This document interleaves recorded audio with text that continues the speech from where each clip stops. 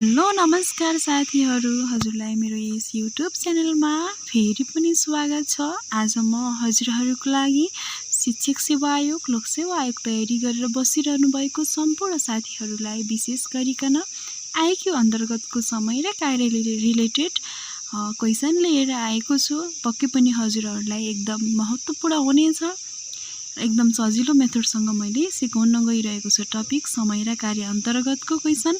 एले कुनै काम 10 दिनमा र बीले 15 दिनमा गर्न सक्छन् भने दुवै मिली उक्त काम कति दिनमा सक्छन् होला त भनेर सोधेको छ।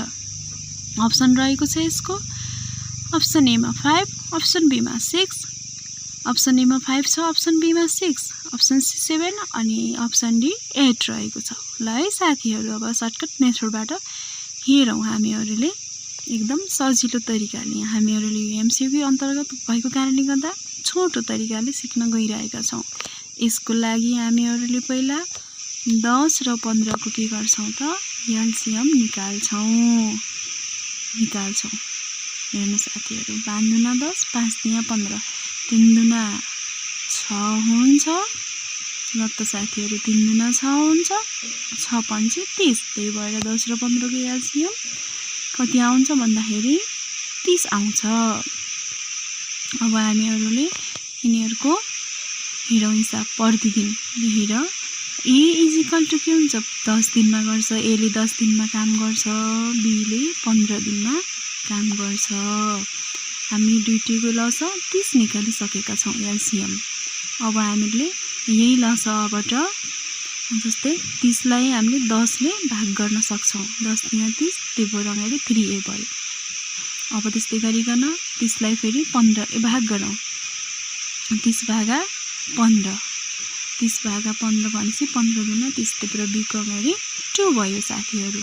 अब हामीहरूलाई दुवै मिली उक्त काम कति दिनमा गर्न सक्छन् भनेर सोधेको छ। त्यही भएर a प्लस b निकाल्ने हो।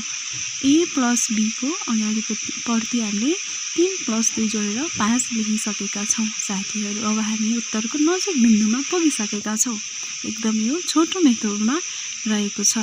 अब हामीले ल्याएको यो लस दुईटाको लस थियो 30 हो। त्यो 30 लाई हामीहरूले अब भाग गर्नेछौँ फेरि एकदम सजिलो तरिकाले। लागि a प्लस b मा 5 आइसकेको छ।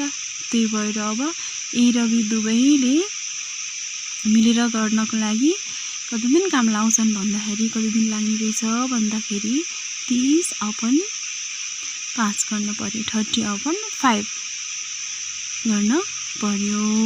5 ले 30 लाई भाग गर्दाखेरि कति भयो, 6 दिन। त्यही भएर अप्सन यसको बी एन्सर हुन्छ साथीहरूलाई। ल, हजुरहरूले यस्तै जानकारीमूलक भिडियो अझै लिइरहनु भन्नुहुन्छ भने हजुरलाई कमेन्ट सब्सक्राइब गर्न नबिर्सनु होला। भिडियो हेरेकोमा हजुरहरूलाई धन्यवाद छ। Thank you so much for everyone. Thank you so much.